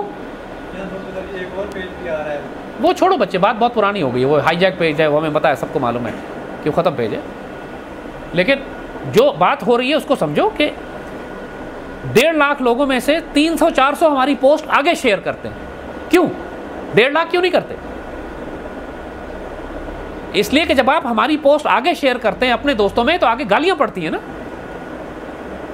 ہر کوئی برداشت نہیں کرتا ان گالیوں کو، تو لوگ خود تو ہمیں فالو کرتے ہیں، اس پیغام کو آگے نہیں پھیلاتے۔ آگے پھیلاؤ گے گالیاں پڑیں گی، یاد رکھنا ہی، مخالفت ہوگی۔ تو اللہ تعالیٰ تلاش کرتا پھرتا ہے شیروں اور دلیروں کو، جو ذرا سی گالی برداشت نہ کرے اللہ اس کو ذمہ ڈیوٹی کیوں لگائے؟ مجھے یہ بتا۔ قرآن نے ڈیفینیشن دی ہے اللہ کے بندے کی کہ لغمۃ اللائم کا لفظ استعمال ہوا ہے کہ یہ کسی ملامت کرنے والے کی ملامت سے نہیں گھبراتے، یہ گالیاں دینے سے، لوگوں کی گالیوں سے نہیں گھبراتے، لوگوں کے مقدمات سے، مخالفت سے نہیں گھبراتے۔ جو ذرا سا ہمارا فیس بک کا پیج شیئر نہ کر سکے آگے اس خوف سے کہ آگے گالیاں پڑیں گی، اللہ اس کو ڈیوٹی کیوں دے گا؟ مجھے بتاؤ۔ وہ ٹھیک ہے ہماری باتیں سنتا رہے گا، لیکن ڈیوٹی تو پھر اللہ اس کو دے گا کہ جو اس مشن کو اپنے ذات پہ اچھی طرح قبول کر کے اس کو پھیلائے پھر آگے۔ قرآن میں حکم نہیں ہے، حضور نے حکم نہیں فرمایا حجۃ الوداع پہ تم میں سے جو حاضر ہیں یہاں پر بات اس تک پہنچا دیں جو غائب ہے، بات پہنچانے کا حکم ہے نا۔ ایک کفر کے نظام میں حق کی اذان دی جا رہی ہے، آپ اس کو آگے پھیلا بھی نہیں سکتے، پھر توقع کرتے ہو کہ اللہ تعالیٰ آپ کی حالت بدل کر آپ کو امیر خلافت بھی دے گا، امارت بھی دے گا اور آپ کو عزت بھی دے گا۔ جو اپنا نام ظاہر نہ کرنا چاہے اللہ کے دین کے ساتھ، شرمندگی ہو اس کو، جو اللہ سے اتنا شرمندہ ہو تو اللہ کیوں اس کو عزت دے؟ مجھے یہ سمجھا دو۔ جس کو اتنی شرمندگی ہو اللہ کا نام لینے سے، اللہ کا دین کا نام کھل کے لینے سے کہ لوگ میرا مذاق اڑائیں گے، تو اللہ اس وجود کو عزت کیوں دے؟ یہی امت کا المیہ ہے۔ آپ پوچھتے ہو کہ رول ماڈل آج کیوں نہیں پیدا ہوتے؟ اس لیے کہ لوگ جنت میں جانا چاہتے ہیں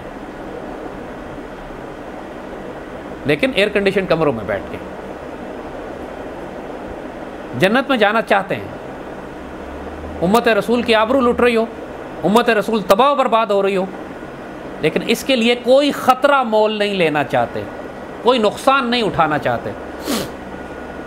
ہمارے پاس بغیر نام لیے ہم واقعات آپ کو بتاتے، ہم نے کفر کے نظام کے خلاف، سود اور ربا کے خلاف، کفار کے خلاف مقدمات کرنے تھے سپریم کورٹ میں، تو ایک صاحب بڑے ہمارے ساتھ، میں مشن میں ساتھ ہوں آپ کے، اور جہاد میں پوری طرح ساتھ ہوں، اور کفر کے نظام سے ہم ٹکرا جائیں گے، اور ایسے کریں گے اور ویسے کریں گے اور یہ کریں گے، بڑا زبردست سارا سلسلہ۔ تو ہم نے کہا چلیں بسم اللہ مقدمہ کرتے ہیں۔ وکیل تھے، ہم نے کہا ہے سپریم کورٹ میں مقدمہ کرنا ہے ان کے خلاف، تو آپ ہماری ٹیم کے ممبر ہیں، ساتھی آئیں چلیں۔ جی وہ سب ٹھیک ہے، لیکن فیس 10 لاکھ روپے ہوگی۔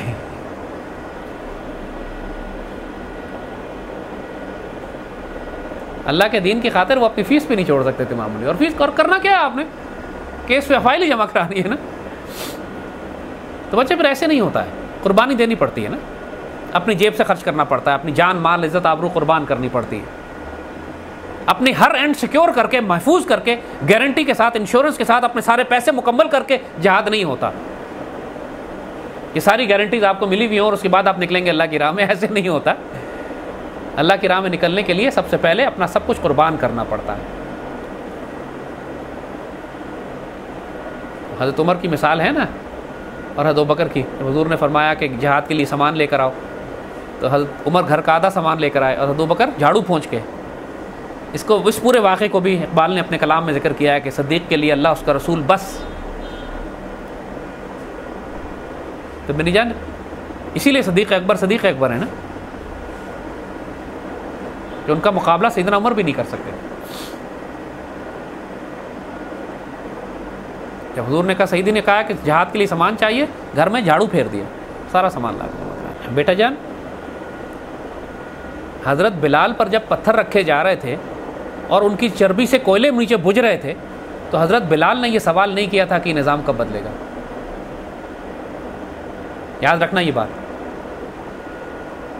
آپ کا کام یہ سوال کرنا نہیں ہے، آپ کا کام اپنی ڈیوٹی کرنا ہے۔ پہلے اپنی چربی سے کوئلے بجھائیں اور پھر خاموش بھی رہیں اور اللہ کو فیصلہ کرنے دیں۔ یہ ڈیوٹی ہوتی ہے بچے۔ کوئی گارنٹی نہیں ہے، ہم نے بتایا آپ کو کہ لکھ کے دیا جائے گا کہ یہ پلان ہوگا، اس سال یہ ہو جائے گا، اس سال یہ ہو جائے گا، اس سال یہ ہو جائے گا، اس کے بعد یہ پلان بنے گا اور پھر آپ یہاں پہنچ جائیں گے، ایسا کوئی گارنٹی نہیں ہے۔ جب ہجرت کر کے کوئی حبشہ بھیجا جا رہا ہے، کوئی ادھر جا رہا ہے، کوئی چھپ رہا ہے، کوئی سمندر کے کنارے جا رہا ہے، کچھ گھروں میں قید کر دیا گیا، کوڑے پڑ رہے ہیں، ہاتھ نکالے جا رہے ہیں، جسموں پہ برچھے مارے جا رہے ہیں، چربی پگھلائی جا رہی ہے، وہ کس لیے سٹینڈ لے رہے ہیں؟ کس لیے کھڑے ہیں وہ لوگ؟ اس میں سے کس نے سوال کیا کہ کب ہوگا یہ سب کچھ؟ اپنی ڈیوٹی کرو بچے، باقی کام اللہ کے حوالے کرو۔ بے صبر نہیں ہونا ہے ہم نے، اللہ دیکھ رہا ہے نا، اس کو پتہ ہے کب کرنا ہے، ہمارا کام ڈیوٹی کرنا ہے، نتیجہ اللہ کے ہاتھ میں۔ ہم اس راہ میں مارے جاتے ہیں، ہمارے لیے سعادت ہے، اللہ ہمارے ہاتھوں دشمن کو رسوا کرتا ہے، یہ بھی سعادت ہے۔ ہم بدر میں شہید ہوتے ہیں یا فتح مکہ دیکھتے ہیں، یہ ہماری ڈیوٹی نہیں ہے نا، یہ اللہ تعالیٰ کی ڈیوٹی، جس طرح مرضی ہم استعمال کر لیں۔ ہم اپنی خواہشیں نہیں دیں گے اس کو۔ اپنی خواہش کا ہونا اس کا مطلب ہے کہ میرا نفس ابھی باقی ہے۔ اس معاملے میں خواہش نہیں رکھی جاتی بچے، اس معاملے میں اپنے آپ کو اللہ اس کے رسول کی مرضی پر قربان کر دیا جاتا ہے۔ اپنی ڈیوٹی کریں، باقی نتیجہ ان کے حوالے کریں۔ بیٹے جان، ہمارا جو کام کرنے کا طریقہ کار ہے نا، جس طرح آپ نے دیکھا ہے تبلیغی جماعت والوں کو، وہ دروازے دروازے، گلی گلی پورے ملک میں گھومتے پھرتے ہیں، ان کا اپنا طریقہ ہے کام کرنے کا۔ ہمارا جو کام کرنے کا طریقہ کار ہے وہ ملک و قوم کی اشرافیہ کے اوپر ہے۔ اشرافیہ کون ہوتے ہیں؟ ملک و قوم کا وہ طبقہ کہ جو ملک و قوم کو کنٹرول کرتا ہے، چاہے وہ نوجوان ہوں، چاہے وہ دانشور ہوں، چاہے وہ علماء ہوں، چاہے وہ سیاستدان ہو، چاہے وہ فوجی حکمران ہو، چاہے وہ میڈیا ہو۔ ملک کو کنٹرول کرنے والا طبقہ کون سا ہے؟ یہی ہے نا، یہ اشرافیہ، یہ کنٹرول کرتا ہے۔ آپ اسی لیے دیکھیں گے کہ حضور صلی اللہ علیہ وآلہ وسلم نے، آپ کی ایک سنت یہ بھی ہے کہ آپ نے چاروں طرف بڑے بڑے بادشاہوں کو خط لکھے یا نہیں لکھے؟ آپ نے ایران کے عوام الناس کو خط نہیں بھیجا، ایران کے بادشاہ کو خط بھیجا، کیا یا نہیں کیا؟ آپ نے روم کے بادشاہ کو خط بھیجا، مصر کے بادشاہ کو خط بھیجا۔ کیوں؟ اگر اشرافیہ کنورٹ ہو جائے، مسلمان ہو جائے، تو نیچے پوری قوم کا کنورٹ ہونا آسان ہوتا ہے. ورنہ ایک ایک آدمی کو پکڑ کے ایک ایک آدمی کو سمجھا کے اس میں تو سینکڑوں سال لگ جائیں گے. وہ کام بھی کیا مکے میں آپ نے اپنے آس پاس اپنے حلقے میں، لیکن ساتھ ساتھ جیسے ہی آپ کو موقع ملا آپ نے فوراً بادشاہوں کو خط لکھنا شروع کیا. تو حکمت عملی کے مطابق جس چیز کی ضرورت ہے وہ طریقہ کار اختیار کر لیں. ہمارے کام کرنے کی حکمت عملی اور اسٹریٹجی اشرافیہ میں ہے، پڑھے لکھے نوجوان طبقے کہ جو معاشرے کو کنٹرول کرتے ہیں. لہٰذا اس وقت دیہاتوں میں کھیتوں میں کام کرنے والا مزدور، ایک غلام، ایک کسان، ایک وہ بیچارہ جو بالکل پھنسا ہوا ہے زمیندار کے ہاتھوں، وڈیرے کے ہاتھوں، بینک کے ہاتھوں مقروض ہوا ہے، وہاں تک ہمارا کام ابھی نہیں ہے. اس لیے کہ ہم جب نظام تبدیل کرنے کی بات کرتے ہیں تو پوری انسانیت غلامی سے ایک ساتھ آزاد ہو جائے گی. اور اس وقت ہمارے پاس اتنا ٹائم بھی نہیں ہے کہ ہم گلی گلی محلے محلے پھر کر لوگوں کو مسلمان کرنے کی کوشش کریں، اور ان لوگوں کو مسلمان کرنے کی کوشش کریں کہ جو بے اختیار ہیں. ہمارا کام بااختیار لوگوں کے اوپر ہے. اسی لیے ہم کہتے ہیں کہ فوج اور جوڈیشری مل کر ٹیکنوکریٹک حکومت لے کر، جیسے مصر میں کر دیا انہوں نے نا. مصر میں مرسی کی حکومت کا تختہ کس نے الٹایا؟ عوام الناس نے الٹایا یا فوج نے الٹایا؟ فوج نے الٹایا. اور اگر فوج پاکستان میں یہ فیصلہ کرے کہ ہم امریکہ اور کفر کے خلاف سٹینڈ لے کر ہم یہاں پر اچھے لوگ لے آئیں گے جو پاکستان میں خلافت راشدہ کا نظام نافذ کریں، تو انہیں روکنے والا تو کوئی بھی نہیں ہے. فوج تو کر سکتی. پاکستان کی قوم جس طرح وہاں فوج نکلی، لوگ نکلے تھے، انہوں نے فوج سے کہا تھا کہ آپ مرسی کی حکومت کا تختہ الٹیں. یہاں بھی لاکھوں لوگ سڑک پر نکل کر فوج سے کہہ سکتے ہیں کہ آپ آئیے اور پاکستان میں شریعت کا نظام نافذ کر دیں. کر سکتے ہیں نا. ہم اسی لیے پڑھے لکھے لوگوں پر کام کر رہے ہیں. جہاں تک آپ کی رسائی ہے، جو آپ کا حلقہ احباب ہے اس میں کام کیجیے. آپ کو کوئی پابندی نہیں ہے. ہر انسان کا حلقہ احباب مختلف ہے. ہم کسی کے لیے قانون نہیں بنا سکتے کہ آپ نے صرف یہاں کام کرنا ہے اور وہاں کام کرنا ہے. کوئی دیہاتی بیک گراؤنڈ سے آتا ہے وہ دیہاتوں میں کام کرے، کوئی پڑھے لکھے بیک گراؤنڈ سے یونیورسٹی سے آتا ہے یونیورسٹیز میں کام کرے، کوئی سیاستدان ہے وہ سیاستدانوں میں کام کرے، کوئی میڈیا کا ہے میڈیا میں کام کرے. جو آپ کا حلقہ احباب ہے وہاں کام کیجیے.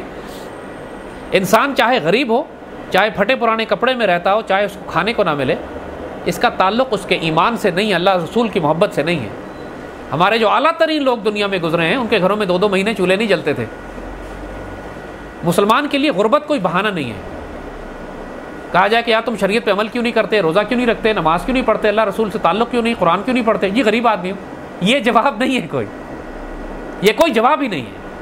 ہمارے سارے بڑے بڑے علماء جو تھے غریب لوگ تھے، ہمارے سارے دین سنبھالنے والے غریب لوگ ہوا کرتے تھے. غریب آدمی اگر نظام تبدیل نہیں کر سکتا اپنی ذات پہ تو نافذ کر سکتا ہے نا. قرآن تو پڑھ سکتا ہے، اللہ رسول سے تعلق اور محبت تو قائم کر سکتا ہے، نماز تو پڑھ سکتا ہے، روزہ تو رکھ سکتا ہے.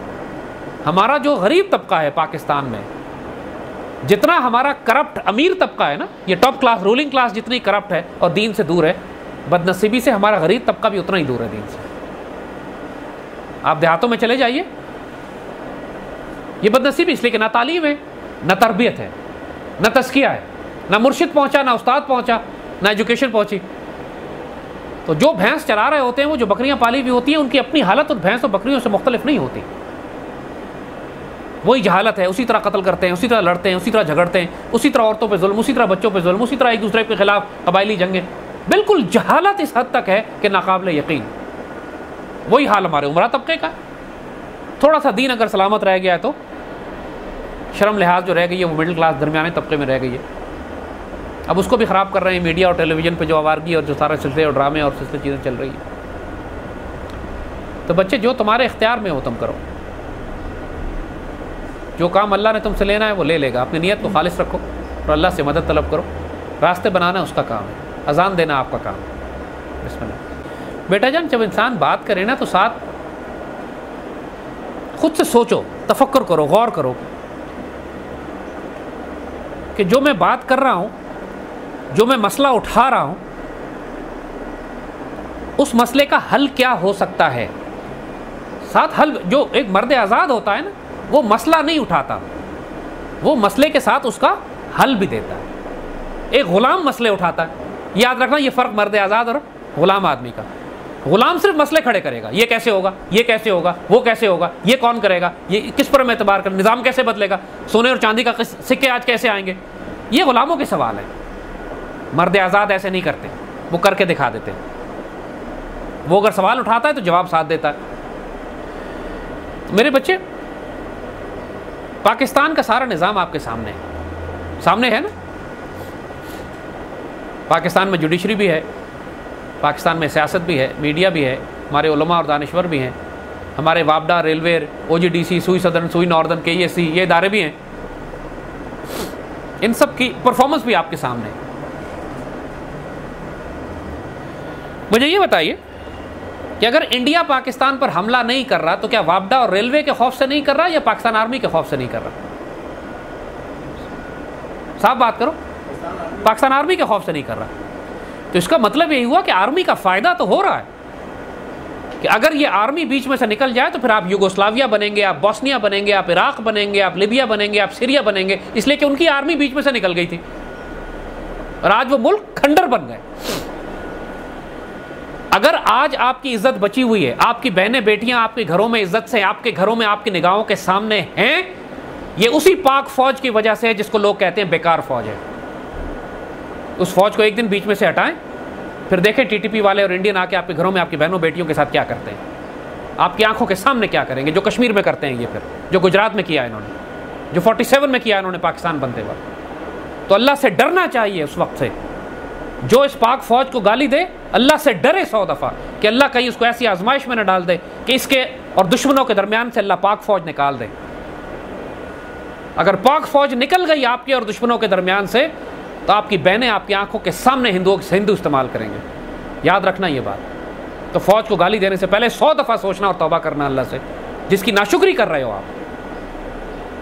یہ فوج کا ہونا بذات خود آپ کی عزت اور آبرو اور جان و مال کی ضمانت ہے.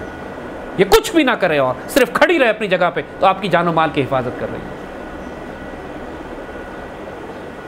اللہ کسی قوم سے نعمت کو واپس لے لے پھر دوبارہ نہیں دیتا. نسلیں گزر جاتی ہیں توبہ توبہ کرتے کرتے، تب جا کے اللہ کی نعمت واپس کرتا ہے. یہ پاکستان کی عدلیہ آپ ہٹا دیں، پاکستان کو کوئی فرق نہیں پڑے گا. پاکستان کی سیاست ہٹا دیں، سیاستدان ہٹا دیں، کوئی فرق نہیں پڑے گا. پاکستان کا میڈیا ہٹا دیں، خیر ہی خیر ہے. پاکستان کا سارے وابڈا ریلوے بند کر دیں، کوئی نقصان پاکستان کو نہیں ہوگا. پاک فوج بیچ میں سے نکال دیں، آپ کی آزادی 2 دن باقی نہیں رہے گی. اس فوج میں لاکھ کمزوریاں ہوں گی، ہیں، کوئی شبے کی بات نہیں، مگر اپنی تمام تر کمزوریوں کے باوجود اس وقت ملک کا یہ سب سے منظم، متحد اور وفادار ادارہ یہی ہے. آپ کا سپریم کورٹ، آپ کی سیاستدان جو گالیاں دیتے ہیں فوج کو، پورا ملک کا نظام مل کر یہ بیلٹ پیپر نہیں چھپوا سکے. کہتے ہیں فوج سے کہتے ہیں کہ آپ چھاپ کے لائیں. کہا یا نہیں کہا انہوں نے؟ بتاؤ. فوج کو کیوں دیا بیلٹ پیپر انہوں نے؟ پولیس کو کیوں نہیں دے دیا؟ IB کو کیوں نہیں دے دیا؟ سیاستدانوں نے، سیاسی جماعتوں نے، الیکشن کمیشن نے خود کیوں نہیں چھاپ لیے؟ وابڈا ریلوے کو کیوں نہیں دے دیا انہوں نے کہ بیلٹ پیپر آپ چھاپ دیں؟ فوج کو کیوں دیا؟ جی فوج پہ اعتبار ہے. کوئٹہ کے لوگوں میں جب دھماکے ہوئے، جب کوئٹہ کے اتنے سارے ہزارہ مارے گئے، تو ہزارہ لوگوں نے، جو کہا جاتا تھا کہ فوج ظلم کر رہی ہے بلوچستان میں، تو پورے کوئٹہ کے لوگوں کی ڈیمانڈ کیا تھی؟ بتاؤ کیا ڈیمانڈ تھی؟ فوج کو بلاؤ. کیوں فوج کو بلاؤ؟ فوج تو ظلم کر رہی ہے. یا تو فوج ظلم کر رہی ہے یا پروپیگنڈا جھوٹا. جس کو مار پڑتی ہے وہ تو فوج کو بلاتا ہے، وہ تو کہتا ہے فوج کو بلاؤ مجھے بچانے کے لیے. جب زلزلہ آتا ہے، سیلاب آتا ہے، آپ کس کو بلاتے ہیں؟ بتاؤ، بولو. فوج کو. جب ٹرین کا ایکسیڈنٹ ہو جاتا ہے، 2 ٹرین کے ڈبے ٹکرا جاتے ہیں آپس میں، ان کو الگ کرنے کے لیے ریلوے کے پاس کوئی انتظام نہیں ہے، فوج بلائی جاتی ہے.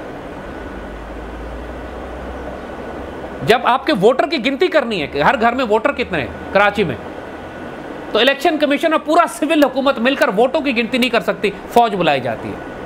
ہوا یا نہیں ہوا ایسا؟ تو بچے یہ کہنا کہ فوج کا کوئی فائدہ نہیں ہو رہا، یہ تو کوئی بات ہی نہ ہوئی. یہ تو اتنا بڑا کفران نعمت ہے، اتنا بڑا کفر ہے لٹرلی اللہ تعالیٰ کی نعمتوں کا، کہ اللہ سے خوف کھائے انسان ایسی بات کرنے سے پہلے. آج TTP کے خلاف جنگ کس نے کی ہے؟ 10,000 سے زائد شہداء ہمارے زخمی، وہ کون لوگ ہیں؟ اگر آج TTP کو دھکیل کے افغانستان میں پھینکا، سوات کے لوگوں سے، 25 لاکھ لوگوں سے پوچھو جا کے کہ تم فوج کے آنے سے خوش ہو یا تم، جو ناشکرے ہیں ان کے اندر، کمینے، پلیت، حرام خور ناشکرے لوگ، وہ کہتے ہیں یہ فوج کے آنے کا بھی کوئی فائدہ نہیں ہوا. اور جو اللہ سے ڈرنے والے، محبت کرنے والے، دین کو سمجھنے والے لوگ ہیں، وہ کہتے ہیں اللہ کا شکر کہ فوج آئی، ہمیں اللہ نے خوارج کے فتنے سے بچا ہے. ہماری قوم ناشکری قوم ہے، اللہ کی نعمتوں کا ناشکر کرتی ہے۔ حضور کی حدیث شریف ہے جس کا مفہوم ہے کہ اللہ کی نعمتوں کا ناشکری نہ کیا کرو، کہ اللہ کسی نعمت کو واپس لے لے پھر واپس نہیں کرتا۔ آج آپ ان مسلمانوں کو دیکھو کہ جن کے درمیان سے فوج نکل گئی ہے، عراق کی فوج نہیں ہے، سیریا کی فوج، لیبیا کی فوج ختم ہو گئی۔ اس وقت پوری عرب دنیا میں، پوری دنیا میں سب سے زیادہ بچیاں بیچی جا رہی ہیں، شام کی بچیاں بیچی جا رہی ہیں، عراق کی بچیاں بیچی جا رہی ہیں۔ اللہ سے ڈرو اس وقت سے کہ جب پاکستان کی بچیاں اس طرح بکیں ہندو اور کافروں کے ہاتھوں میں، اس لیے کہ ان کی فوج بیچ میں سے نکل گئی تھی، ان کی فوج نے غداری کر دی۔ اگر پاکستان آج اللہ نے بچایا ہوا ہے تو اس پاک فوج کی وجہ سے بچایا ہوا ہے۔ ہوش میں آؤ، یہ حماقتیں نہ کرتے پھرو آسما جہانگیر، نجم سیٹھی اور حامد میر جیسے بدبختوں کے کہنے پر فوج پر اعتراضات۔ ایسا رسوا کرے گا اللہ کہ چیخیں مارتے رہ جاؤ گے، توبہ کا موقع نہیں ملے گا اگر اس فوج کو خراب کیا تو، یاد رکھنا۔ جو بھی تبدیلی ہوگی فوج کے ذریعے آئے گی، جو خیر کی تبدیلی ہوگی، جو فتنہ فساد ہوگا وہ چیف جسٹس کے ہاتھوں ہوگا، عدالتی نظام کے ذریعے ہوگا، میڈیا کے ذریعے ہوگا اور سیاستدانوں کے ذریعے ہوگا۔ جو خیر آئے گی فوج کے ذریعے ہوگی، یاد رکھنا اس بات کو۔ نہ مانو بات ہماری، چند دن میں نظر آ جائے گا تم لوگ۔ بسم اللہ بچے۔ بیٹا جان آپ نے اس کا مطلب ہے ہمارا کوئی پروگرام نہیں دیکھا۔ 2000 پروگرام ہم کر چکے ہیں اور اسی ایک نقطے کو سمجھا رہے ہیں کہ فوج مجاہدین کے خلاف نہیں لڑ رہی، فوج انڈین خوارج کے خلاف لڑ رہی ہے، خوارج مجاہد نہیں ہے، مجاہد افغان طالبان ہیں، پاکستانی طالبان بدبخت ہیں۔ یہ اتنی سی بات 2000 دفعہ ہم کہہ چکے ہیں، لوگوں کو نہیں سمجھ آ رہی۔ فوج مجاہدین کے خلاف کہاں لڑ رہی ہے مجھے یہ بتا دو۔ افغان طالبان کو تو ہم نے بچا کے رکھا ہے پچھلے 11-12 سال، ہم نے امریکیوں کو مجبور ہو کے مشرف کی حکومت نے اور زرداری کی حکومت نے رستہ دیا، افغان طالبان کے خلاف تو ہم نے ایک گولی بھی نہیں چلائی۔ کہاں چلائی گولی ہم نے؟ جو ہم نے لاکھوں گولے چلائے اور گولیاں چلائیں وہ تو خوارج اور ٹی ٹی پی کے خلاف چلائیں، یہ تو مجاہد تھے بھی نہیں۔ کشمیری مجاہدین کے خلاف ہم نے گولی کب چلائی؟ بات کریں نا۔ 2000 دفعہ ہم اس بات کو سمجھا چکے ہیں، پھر بھی ایک ہی اعتراض اور ایک ہی بات آتی ہے۔ اسی لیے ہم کہتے ہیں مسلمان بیوقوف قوم ہے، بحیثیت مجموعی ہم بیوقوف لوگ، جو سوال کرنے والا ہے نا وہ بھی بیوقوف ہے، یہاں میں سنتے نہیں۔ اس دن ایک خاتون آئی، وہ ٹی وی پہ پروگرام چلے گا، ہم سے کہتی ہیں جی کہ آپ جمہوریت کے خلاف ہیں تو آپ مارشل لاء کیوں لانا چاہتے ہیں؟ یعنی اس سے بڑی بیوقوفی کی بات اب ہم اور کیا کہہ سکتے ہیں کہ ہم سے بڑا مخالف مارشل لاء کا اس ملک میں کوئی نہیں ہے۔ ہم تو خلافت راشدہ کا نظام کہہ رہے ہیں، ہم نے کب کہا مارشل لاء لے کر آؤ ملک میں؟ پروپیگنڈا یہ چل رہا ہے کہ جناب یہ جمہوریت کے خلاف ہے لہٰذا یہ مارشل لاء چاہتے ہیں۔ اس جہالت کا تو میرے پاس کوئی علاج نہیں ہے بچے، یہ تو اب جہالت کی حد شروع ہو گئی ہے۔ یہاں پہ اب ایک ڈبیٹ اور آرگومنٹ نہیں ہے، یہ جہالت شروع ہو گئی ہے۔ اس سے پتہ لگتا ہے کہ سمن بکمن اور رومیون ہیں، اندھے گونگے اور بہرے ہیں کہ ان کو سمجھ آتی ہے نہ سنتے ہیں نہ بات سنتے ہیں، ہم کہہ کچھ رہے ہوتے ہیں سمجھ کچھ اور آ رہی ہوتی ہے۔ یہ اللہ کی لعنتیں پڑی ہوئی ہیں لوگوں کے کان گونگے بہرے ہوئے میں، سمجھ نہیں آ رہی کہ ہم بات کر کیا رہے ہیں، سمجھ کچھ اور رہے ہیں۔ یہ امت کا المیہ ہے میری جان، یہ اس امت کا المیہ ہے۔ ہم اس لیے آج ہماری طبیعت میں ذرا جلال تم دیکھو گے اس وجہ سے کہ روز سینکڑوں مارے جا رہے ہیں اور اس خون کو روکا جا سکتا ہے۔ ہمیں دکھ ہے، تکلیف ہے، شدت ہے اس بات کی کہ یہ وہ غلطیاں ہیں کہ جو پچھلے 20 سال سے 1992 سے ہم اس قوم کو سمجھانے کی کوشش کر رہے ہیں کہ یہ راستہ تمہارے لیے غلط ہے، یہ ٹھیک ہے، اور یہ ہر دفعہ جو حکمران صاحب اختیار صاحب اقتدار آتا ہے ہماری بات سن کر مذاق اڑاتا ہے اور قوم رسوا سے رسوا ہوتی چلی جا رہی ہے، تکلیف سے تکلیف اٹھاتی چلی جا رہی ہے۔ یہ کتاب ہماری انڈس ٹو آکسس دیکھو، اس کے اندر 1992 میں جو باتیں ہم نے کہی تھی آج افغانستان میں وہ ہو رہی ہیں۔ 20 سال بعد نظر آئیں لوگوں کو کہ یار یہ بات آپ ٹھیک کہہ رہے تھے، لیکن اب چڑیاں چگ گئیں کھیت، اب مسلمانوں کا خون بہ رہا ہے، اب کیا کریں؟ اب توبہ کیسے کریں؟ اب ہم بتا رہے ہیں کہ توبہ اس طرح کرو تو کہتے ہیں نہیں یہ بات نہیں کریں گے، اب مزید 20 سال بعد کہیں گے آپ ٹھیک کہتے تھے، اس وقت تک 2 نسلیں اور تباہ ہو جائیں گی مسلمانوں کی۔ جو بات ہم کہہ رہے ہیں اس کے علاوہ کوئی حل ہی نہیں ہے۔ آپ جو سیاستدان ہو، جو دانشور ہو، جو سپریم کورٹ کا جج ہو، جو عدالتی علماء ہو، میڈیا ہو، سب کو بٹھا لیں، ان سے کہیں زید صاحب کی بات کو الگ کر دیں، اس کے علاوہ مسئلوں کا حل بتائیں۔ کوئی بیٹا حل بتا دے تو مجھے بتاؤ کہ دہشت گردی کیسے ختم ہوگی، سود اور ربا کا نظام، ملک کی معیشت کیسے ٹھیک ہوگی، ملک پہ امن کیسے آئے گا، پاکستان ایک جدید ایک غیرت مند ایک مسلمان ملک کیسے بنے گا، مسلمان ملکوں کو اکٹھا کر کے ہم پورے خطے کے لیڈر کیسے بنیں گے، ان سے کو حل بتا دیں ان مسائل کا۔ یہ تو کرنا ہی نہیں چاہتے، ان کی فکروں میں یہ بات ہے ہی نہیں، یہ اتنے غلام لوگ ہیں۔ یہ سوچ ہی نہیں سکتے کہ پاکستان مسلمان ملکوں کو اکٹھا کر کے کبھی اس کی ہاں اور نہ میں دنیا کے فیصلے بھی ہو سکتے ہیں. یہ اتنے غلام لوگ ہیں.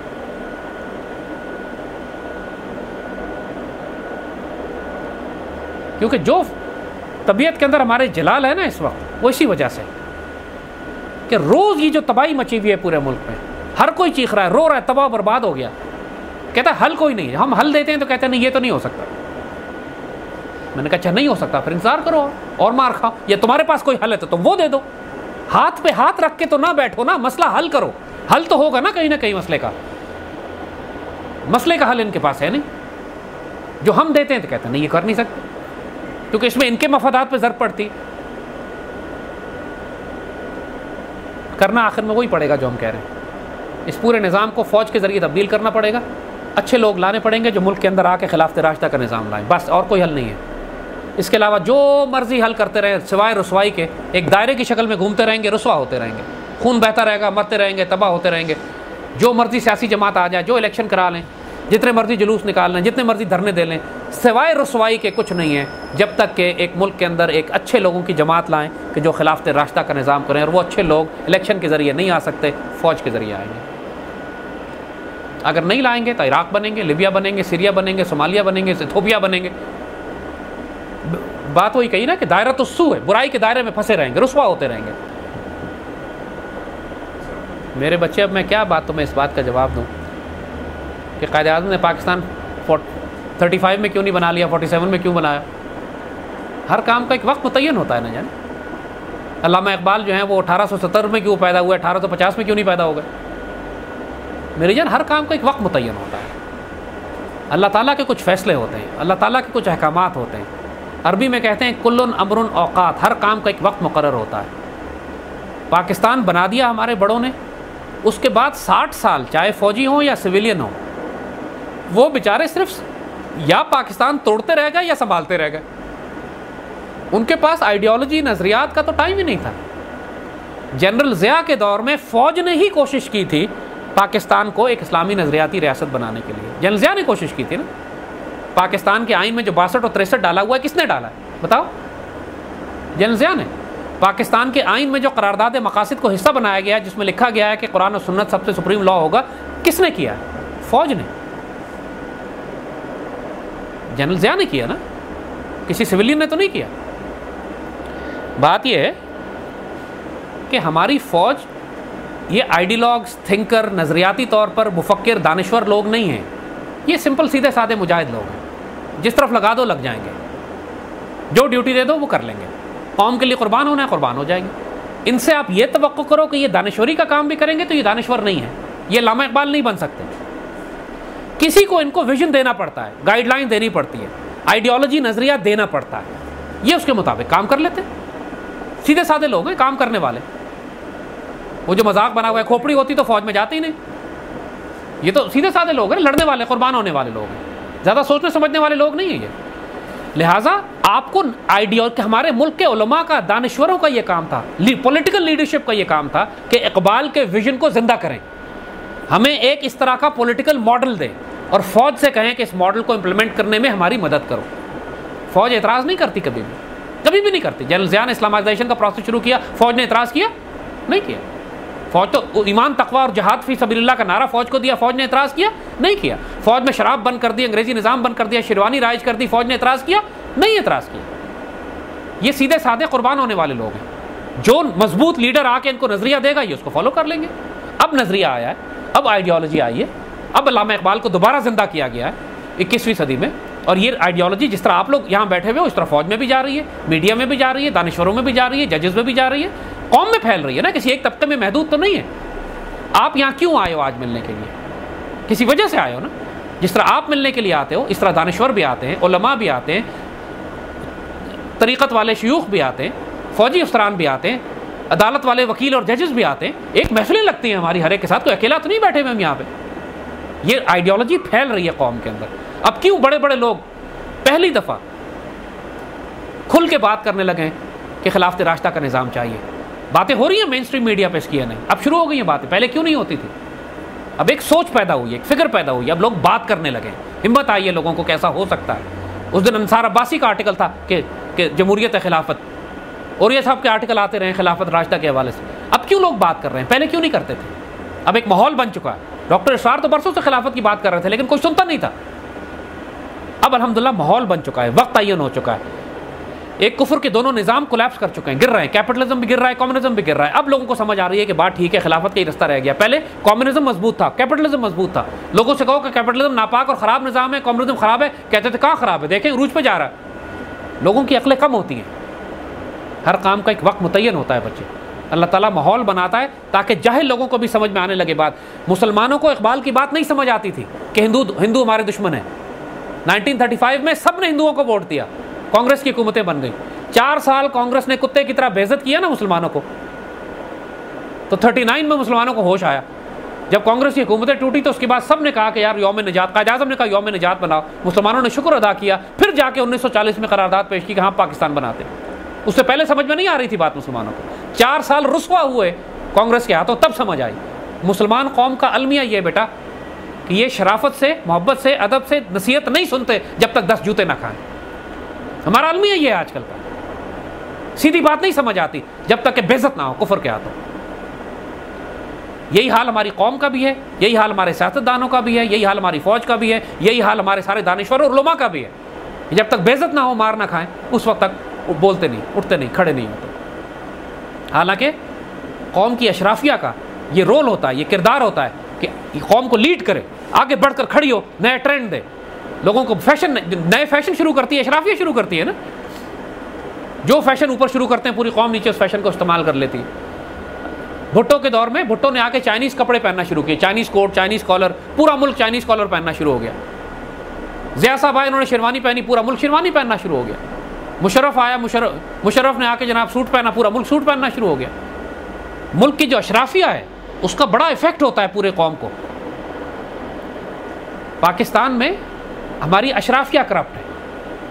اس اشرافیہ کی تربیت کرنی ہے یا اس کو ریپلیس کرنا ہے, یا نیچے سے انتظار کرنا ہے کہ نئی نسل تیاروں کے اوپر آئے, نوجوان ہمارے بچے اٹھیں, اوپر پہنچے, اختیار ان کے ہاتھ میں آئے اور وہ آ کے پھر اس نظام کو بدلے.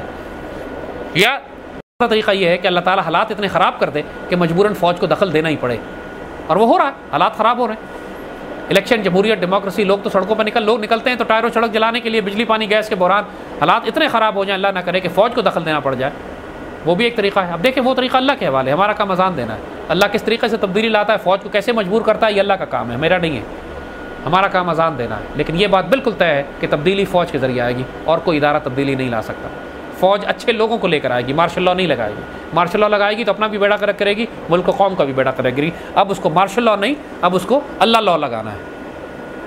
اب اس کو اللہ کا قانون نافذ کرنا ہے, مارشل لاء نہیں نافذ کرنا. اچھا دیکھیں جس طرح نا ظاہراً تو دیکھنے میں دونوں عیسائی ہیں, دونوں عیسائی نا, مگر ان میں بھی شیعہ سنی کا فرق ہے. ایک شیعہ ایک سنی ہے, ان میں فرقے کا اختلاف بھی ہے. کیتھولک ہے, ایک پروٹیسٹنٹس ہے, ٹھیک, شیعہ سنی کا اختلاف بھی ہے. اور دوسری بات یہ کہ جب نیشن سٹیٹس بنتی ہے نا, انہوں نے جب قومیتوں کی انہوں نے نیشن سٹیٹس بنا لی ہیں, اپنا جھنڈا دے دیا, اپنا قومی ترانہ دے دیا, اپنا آئین دے دیا. اب جو بات ہم نے پہلے کہی تھی کہ قوموں کو انہوں نے, انسانوں کو انہوں نے, سب سے بڑا جو بت آج کل کا ہے وہ وطن ہے. آپ دیکھیں دوسری جنگ عظیم میں کس نے جنگ کی تھی آپس میں, بتاؤ. دوسری جنگ عظیم میں ساری جنگ عیسائیوں نے آپس میں ہی کی تھی نا. یہ عیسائی آپس میں ہی لڑے تھے نا.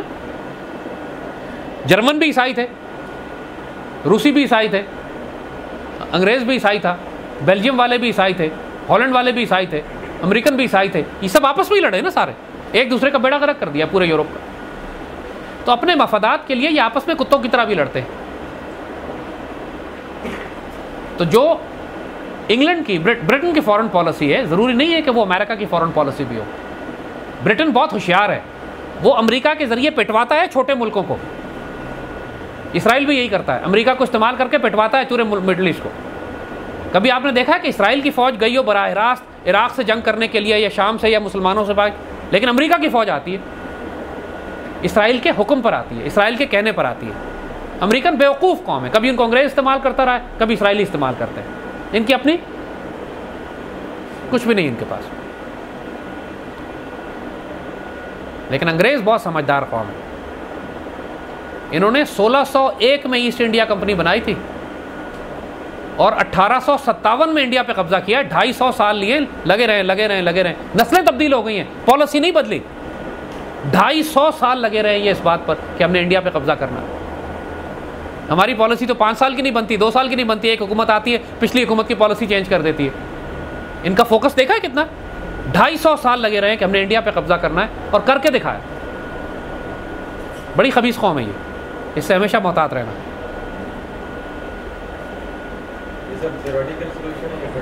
آپ پڑھیں اور پھر بتائیں، ہم یہاں بیٹھے ہوئے ہیں، آپ پڑھیں اس کو، اگلے ہفتے پھر آ جائیں۔ بیٹا یہ ساری باتیں جو ہے نا، یہ تقدیر معلق ہوتی ہے، یہ تقدیر جو ہے وہ ڈیسٹنڈ نہیں ہے، مکتوب نہیں ہے، یہ وہ تقدیر ہے جو دعا سے تبدیل ہو جاتی ہے۔ ایک خاص وقت میں ایک تقدیر ہوتی ہے، اللہ کا بندہ دیکھ کے بتا دیتا ہے کہ یہ ایسا ہو سکتا ہے، لیکن بعد میں 100 اللہ کے بندے بیٹھے ہیں، دعا کر کے تبدیل کروا لیتے ہیں۔ تو یہ باتیں ایسی نہیں ہیں، بات وہ یہ کہ آپ اپنی تقدیر اپنی تدبیر سے بنائیں، اپنی پلاننگ کریں، اپنی اسٹریٹجی ایسی بنائیں کہ اپنی تقدیر چینج کر لیں، اللہ تعالیٰ سے دعا کر کے چینج کر لیں۔ تو یہ باتیں جو پریڈکشنز ہوتی ہیں نا، یہ ٹھیک ہے، سن لیا کریں، مگر اتنا دم آپ میں ہونا چاہیے کہ اللہ تعالیٰ سے اپنی پسند کی تقدیر کا، خدا بندے سے خود پوچھے بتا تیری رضا کیا ہے، مزہ تو اس میں۔ چلو بچوں، آپ لوگوں کو اجازت۔ اللہم صلی وسلم وبارک علی سیدنا محمد و علی آلہ وصحبہ وسلم۔ خوش رہو، خوشیاں دیکھو۔